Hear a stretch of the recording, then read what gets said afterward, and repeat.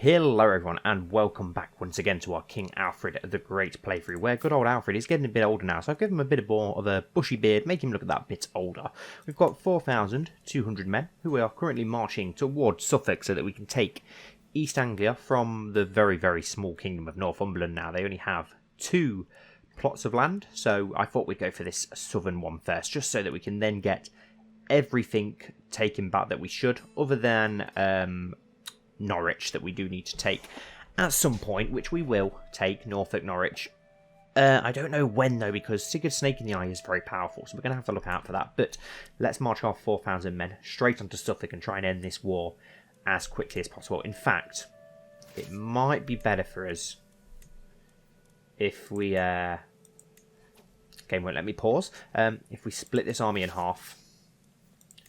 And then the 2,000 led by our son. Is he the second best commander? I think he probably is, to be honest. Yes. Let's send the 2,000 led by our son up north to the now capital of Northumberland, apparently. And we'll send the other 2,000 led by Alfred himself to Suffolk. Let's split that army and try and end this war a little bit quicker. Hopefully it won't cost us as much either. Apparently we've got some issues. Let's have a look what we've got. We still need to create the Duchy of Lancaster. We've not got enough money for that, unfortunately. We can call our ally the King of West Francia as well, but no need to do that. That might be a good move for us to make, actually, if we go to war with Sigurd's Snake in the Eye, which we are going to have to do at some point, because we do need to get this last bit of land. Obviously, Wales, a lot of that has fallen to the Vikings now, as well as Ireland, so we do need to still look out for that. We do want to try and spread our influence into Wales and Ireland eventually. We're probably going to have to leave Scotland until last, because we do actually have an alliance with Scotland, so we don't really want to break that. And our daughter is married to a Prince of Scotland, so our son now is 15, Prince Alfred, 14, sorry. As soon as he gets 16, I'm going to give him the lands of York and the Duchy of York to go with that, making him a high duke in his own right. We do need to find him a marriage pact before that. We'll have a look. I don't know if I'm going to go for an alliance one or more something for the genes and try and make the most of his intelligent trait that he's obviously got. I wish these would go away. Go away. We're already looking for more knights. Don't really care about the prisoners. I know about the powerful vassal that expects a council position. He's not that great, and we're first in line to inherit Kent because we've only just granted that to someone, so that's also fine as well. Yeah, let's march these men straight, on to the barony of Ipswich. We've not managed to sway him, that's fine. We are trying to vassalise the Duke of Gwent, well, the Lord of Gwent, but at the moment it's not really going our way, so we might have to just try and conquer Gwent instead, which is fine. We already own some land in England. Hopefully the Duke of the lands around Gloucester, Bristol will try and press those claims for himself, save us having to upset what could be a future vassal. The Isle of Man is also... we could probably do, actually. Might be a good idea. Let's do that. Let's send... oh, no, you're already trying to convert the people of Lindsey, aren't you? Yeah, we'll leave you there, then. I was going to send him to fabricate a claim on the Isle of Man, but we'll leave that for now. We can always try and get that later on. Right, how long is this siege going to take, apparently? 4 months. No, that's fine. They've only got 2 bits of land, so as soon as we get both under siege, it's game over anyway.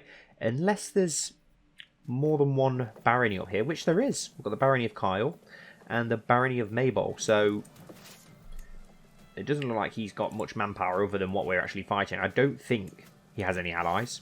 No, he's got... oh my god, he's got 10 soldiers. Okay, in that case, let's station besiegers then.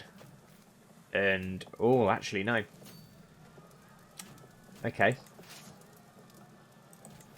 We'll keep the men together then, because that's actually got a very bad attrition penalty, which I don't want to waste men for the sake of wasting men. Not when it's going to be an easy, straightforward war for us to win anyway. So we'll just let the sieges tick along while we look into some other stuff that we've got to look into. What is this massive army here? Ah, that's Sigurd Snake in the Eye's army, isn't it? What are you doing here? He is attacking... ah, okay. So he's actually trying to take East Anglia himself, which is not good. We don't want him getting even more influence in East Anglia. So, is he going to march on to us? Thankfully, we've got Alfred leading this army. So our best commander, yeah, he's not going to march on to us. That's fine. If we stay there, hopefully he'll leave as well alone. But he does have an extra 1,000 men or something not far away, so we do need to look out for that in case they do turn up at some point. So yeah, we need to be very wary of that actually then, don't we? Hearsay. Duchess Osber of Mercia has announced to the world that she and her vassals have converted to insular Christianity. Okay, this is interesting, as that is our niece, so we need to look out for that. Having become disillusioned with the teachings of the Catholic priest, the nobles of Mercia no longer consider the clergy to be the righteous and true, and are distancing themselves from their former religious institutes. They are instead professing themselves insularists, who doctrines they feel better align with God's will. I don't get it, but I guess if it makes them happy. Okay, appears in the Duchy of Mercia. They do have some good points. Not really, so I don't get it, but whatever makes them happy for now. So what is actually the points of this religion then? I don't really know much about it. So vows of poverty. Rulers can decide to make a vow of poverty, reducing monthly tax income but increasing monthly piety. Okay, interesting. Divorce must be approved. Okay, so they can have polygamous marriages, which is interesting. Bastardry legitimised, same-sex relations shunned, so most of that is pretty much the same. Okay, it doesn't look too bad. Unless I'm missing something, you guys fill me in more on that religion.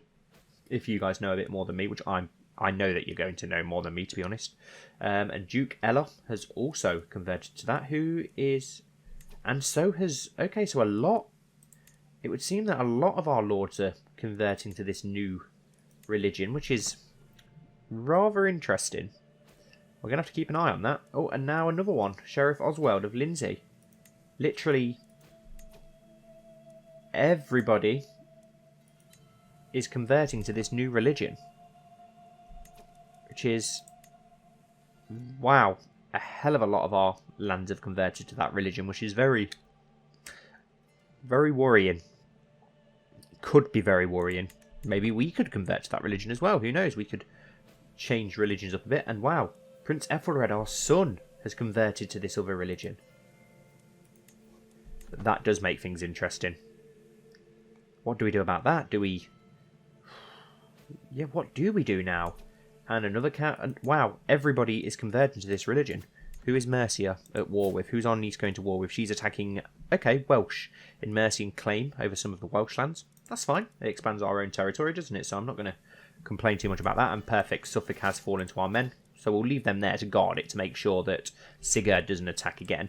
And how is the siege going up here? Perfect. It has fallen. We've taken a prisoner in the siege. And we've just got to now get the Maybole under siege. The Barony of Maybole. Can we not ransom the prisoner that we've just captured? It doesn't appear so. I'm a little bit worried now that our son, though, has converted to this new religion. How is that going to fare for us? We have several wives, which is interesting. Up to 4 wives. You can actually get a piety penalty for that, apparently, if you don't have a ton. Let's split this army in half, and let's send 1,000 to reinforce the north. The northern siege. And then the other 1,000... Stay where you are. No. Send 1,000 up north. Just because I've seen Sigurd's men going around there, so that was a bit of a worry for me. I don't want him to dock there and try and attack us, which he could well do. If we don't get this siege underway quick enough. And we don't really have a siege leader at present, which is pretty disappointing. We really need to get an improved siege leader to replace our old siege leader. We are at 99% though, so we could hit 100% by the end of the month anyway, so that could work in our favour. I wonder if we'd be able to enforce demands anyway. Would he... Oh, they will accept. Okay, perfect. So we can end this war anyway.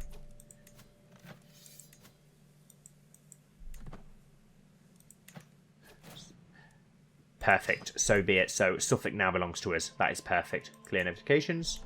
But we are now at war with the conquest of the Duchy of East Anglia. Can we offer a white peace? Will not accept, apparently. So they are going to try and take that from us. So can we march our men back south, please, to get our main host together to see where Sigurd is going to land his host. Don't really want him to go into war with him. If we're going to have to go to war with him, I would rather be going to war with him to try and take this land, not to push him away from us. So that is a bit of a worry. Let's march all our men inland so that we can get our host together safe away from the coast, because I'm not sure where he's going to land. So we do need to be very careful of that. It's annoying that we're now going to have to stay at war. Oh wow, and the Duchess of Mercia has won her war already, which is awesome. So we've managed to take a huge chunk of Wales just like that. Can we really not offer white peace? This is so annoying. It's annoying that this war is getting carried on. Right, let's merge this army together. Do you know what? Let's march straight onto this tribe here and start getting it under our control whilst our son and heir brings the other army down south. How is Prince Alfred doing it? He's 15 now. Do you know what? Let's get you a spouse. Let's have a look. And let's look. Okay, so we've got one intelligent. Well, she's 39. We want someone. Let's get someone else with intelligent, but of your age, if possible. A lot of these brides are a hell of a lot older than you. There's got to be some young ones somewhere. Okay, so we found a pretty decent spouse here who is quick, I believe, and she's also 16 and got very high learning. French, only a year older. She will be a perfect bride for our son Alfred. Once that wedding is sorted out, we can then land them. Excellent. I accept your betrothal proposition. Perfect. Right. They're betrothed. We'll wait for them to get married, and then we will land him in York. Let's bring our other troops down. Sigurd has landed his army in Suffolk. We've managed to sway the Lord of Gwent a little bit more. Let's bring our army over to this temple. We'll join our forces together just to be sure that we do defeat this army of Sigurd Snake in the Eye. And also, we've unlocked another Martial Park already. We're unlocking these so quick. Strict organisation, increased control in county progress gain plus 20. Yeah, we'll definitely go with that because we have a few counties that we do need to improve the control over, so that's going to help us out massively. Let's station some besiegers there. And then the 1600, let's send to this temple. 1600 with these 2-1. That should be more than enough to take care of Sigurd's army here. Once our other host gets here, of course. Which isn't taking them too long, so that's fine. Is he going to sail away? No, that's a different army altogether. Perfect. Right, let's merge this army together, led by Alfred, and let's attack Sigurd's host here, who is going to try and retreat, but he's not going to get away in time. 2,000 extra men. We should slaughter him. Oh, we've got... Oh, yeah. We're absolutely slaughtering them. Our knight ripped the head off a Viking, which is extremely brutal. Oh, okay. Now let's march our army. Oh, wow. Your forces took your foe, Jarl Sigurd, hostage after capturing him during the battle. Awesome. Well, they're going to land their other army there to attack our army that's sieging that, so we may as well go and crush them as well. It's going to be an easy victory, 4,000 against 1,000. How did that other battle go? Let's have a look at the details. I like looking at the details on these sometimes. They can be really interesting. So we lost 100 men compared to their 800, which is awesome. And this is going to be an absolutely crushing victory as well. It's a shame that we can't keep him our prisoner and enforce that we want this land of East Anglia. That could work so well in our favour. We will ransom this chieftain to get 50 gold, and we can enforce demands. He has to pay us 176 gold, which is nice, and we gain 350 prestige. Awesome. Yes, enforce demands. So be it. Ransom accepted. Let's disband all of our men. And would it be a truce breaker? I don't think we could declare war on him. If we could, now would be the perfect time while he's so weakened, but oh, we actually can. We can go for the holy war of the county here. It's only going to cost us 40, and he's so weakened right now. I think it's the perfect time, and we've got to do it really, haven't we? Defender of the faith. There was a commotion among the children today. Alfred was attempting to preach among his fellow youngsters and became the target of a small fight. Lou was furious that anyone could target someone attempting to speak on behalf of the Lord and chased away the other children. Nice, he gained the trait Zealous. Awesome. My god, the Holy War music. Don't off, go on. Right. Okay, so our army is called up in Warwickshire. Let's march on and attack this army of Sigurd. Hopefully it should be a pretty straightforward victory. Do you know what? considering it'll be a straightforward victory, let's let our son, Prince Ethelred, even with his, even though he's got half the prowess of us, let's let him lead the army instead. Let's get him some experience. It's going to be an easy victory for him, so why not? We can call our ally into the war, which I'm going to do. I'm going to call him in. Only 350 prestige. We've got plenty of prestige, and I'm hoping then that he will send his forces over to Denmark and siege that land for us, saving the chance for us to have to do that. We can actually create the Duchy of East Anglia and Lancaster now, which is awesome. I won't do that till after this war, just because we're losing a lot of money, so we'll leave that for now. Are we still trying to improve control in Nottingham? Yes, we are, but it's going pretty well. We're not too far off there now.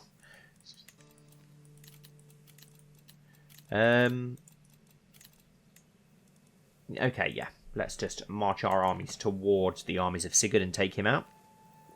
Old Alfred now at the age of 56. Wow. I can't believe how quickly time is flying with Alfred. Hopefully he won't be going anywhere anytime soon. 31 diplomacy, 31 martial. Insane. To the begilding King Alfred, of course I shall join you in this war. Our foes shall learn to fear the men of West Francia. Excellent. I did notice actually that East Francia is pretty much the Holy Roman Empire near enough. If they could take a bit more land, they could form that. It would be interesting to see how that goes. West Francia does look a bit split up at the minute and a bit of a mess, so I'm not sure what's going on over there. We'll mind our own business for now and just take care of our own stuff. Mercia look like they're marching off somewhere. What is the army of Warwick doing? Where are you sending your troops, dear niece? You're in a war attacking King Mikia of Bulgaria in the Slovenian claim on the county. Okay, that is completely random, but I wish you good luck, niece. Enjoy yourself. Right, here we go. A great battle taking place in Cambridgeshire. Hopefully, yeah, well, it's an easy win anyway, isn't it? But hopefully our son will gain some decent prowess and such from this battle. Oh yes, and he's absolutely slaughtered that armour. So now let's march on to the barony of Norfolk and try and get that under control, get that under siege. Why have we got two armies? Oh, it's okay, it's just the Sigurd army. Gives us a great head start though, doesn't it, in this war, which is perfect. What new issues do we have? I'm sure something new's popped up. Do you know what? Oh, we can't create it. I was going to say, should we just create the Duchy of Lancaster, but we can't. How old is Alfred now? Is he married yet? 15. Still only betrothed. Would he break the betrothal? I don't think he'd break the betrothal. Let's grant titles. Let's give him the... Is it just the Petty Kingdom of Dira? Is that the Petty Kingdom of York? We give him that. Yes, that looks like that's the Kingdom of York, isn't it? So, yes, perfect. Let's grant him those titles, making him a duke. Prince Alfred Elfrison of England became your vassal.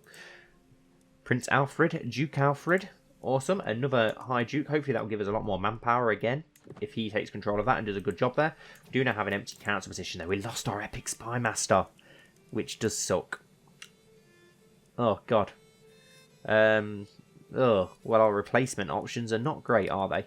Wow, look at this guy. He's a berserker and strong, and a knight. Interesting. Let's give it to you. You are also Norse, which is... Meh. Could we demand conversion? We can, and he will accept, apparently, so at least we can do that. We could probably do with looking through our council at some point, actually, after this war. See if we've got any better people anywhere. Oh, and he has accepted, so that's good. He's accepted. He's converted to Catholicism, so we can't complain too much. Oh, and we're fighting another Sigurd army here. Another extremely weak Sigurd army of only a few hundred men, so it's going to be an easy slaughter, and then we can get that under siege. Just hoping that Louis sends his men to Denmark to start getting that under siege for us. Prince Ethelred Alfredson of England can no longer continue increased control in county. Why not? Oh, because there's a siege there. Well, that's annoying, isn't it?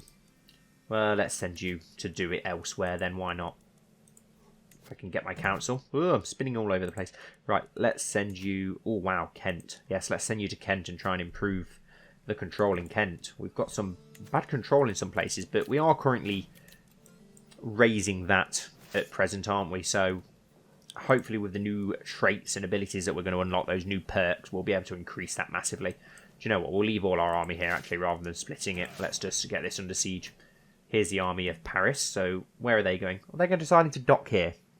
That's annoying. I want you to go to Denmark, pal. Take all your French troops and bugger off to Denmark and get lands under siege for us so that we don't have to. Save us the cost of having to sail all the way over there. Because we are losing a lot of money at present, which is not good. Alfred comes of age. With his coming of age, my tuition of Alfred is at an end. With sufficient tutelage, even a child that has displayed little natural inclination towards administration, such as Alfred, can come to truly understand it. Not content with understanding the flow of wealth and people, he seems capable of predicting it as if by instinct. He always finds new ways of profiting off it too. Queen Ethelwith's contribution towards Alfred's education cannot go unmentioned. Her guidance has helped the child reach further than I could have alone. They grow up so fast. So he's actually got, wow, 21 stewardship. That's insane. And the betrothed can now marry. So yes, we will send that betrothal. So he is now married to his quick wife. So let's go on to our council. We're going to name our second son straight to the count. I'm sorry, Duchess Osber of Mercia, our niece, but our son Alfred is an exceptional steward. He's Midas touch. So he's awesome. So we've got to employ him, haven't we, as our new steward. There's no doubt about it. And awesome, we've managed to sway the Lord of Gwent again. Can we now have a chance of offering him vassalage? Minus 45, it's actually got, oh no, minus 23. Maybe if we send him a gift, which is a lot of money. So I don't really want to do it, if I'm honest. Can we offer a marriage to his son? One of our granddaughters, maybe? Oh, one of our granddaughters picked up the quick trait, which is good. Let's offer him our granddaughter here. Inheritable traits. Giant. Oh, is he a giant then? No, he's not. Is our daughter a giant? Oh, our granddaughter's a giant. Interesting. I feel like we should... Ooh. Very interesting. Maybe we should marry her to our other granddaughter, one of our grandsons instead. Could we actually do that? No, we can't.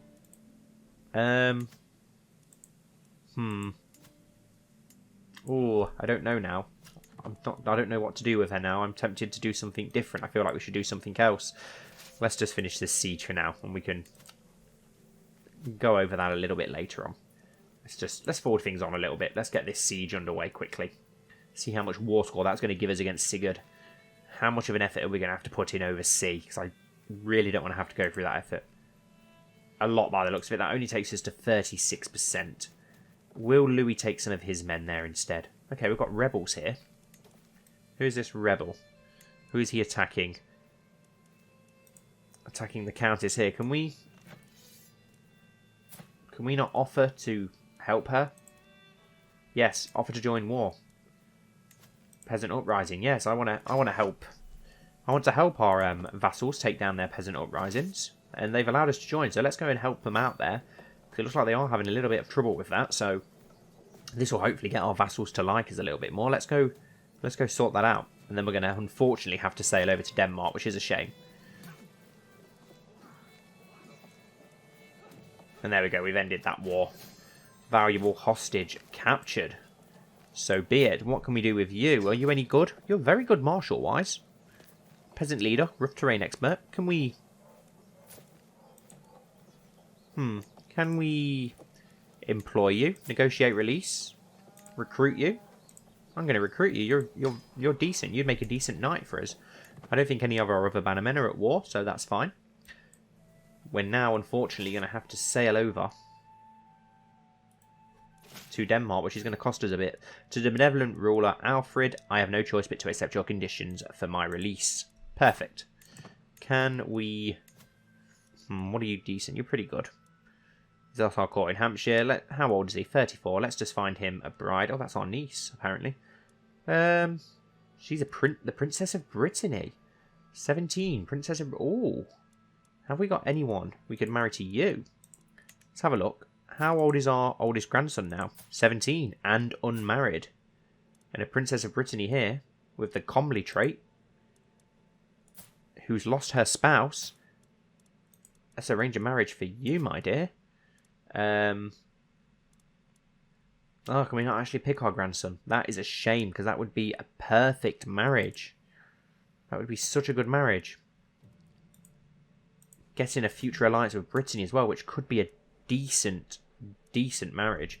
Right, but let's send our troops over to Denmark for now. Well, he's actually not founded Denmark yet, which is surprising. But we will continue this war in the next episode, guys. So thank you all so much for watching as always. I really do appreciate it, and I hope that you've enjoyed. Please don't forget to like and comment down below, and hopefully I'll see you all very soon for the next episode of Alfred the Great.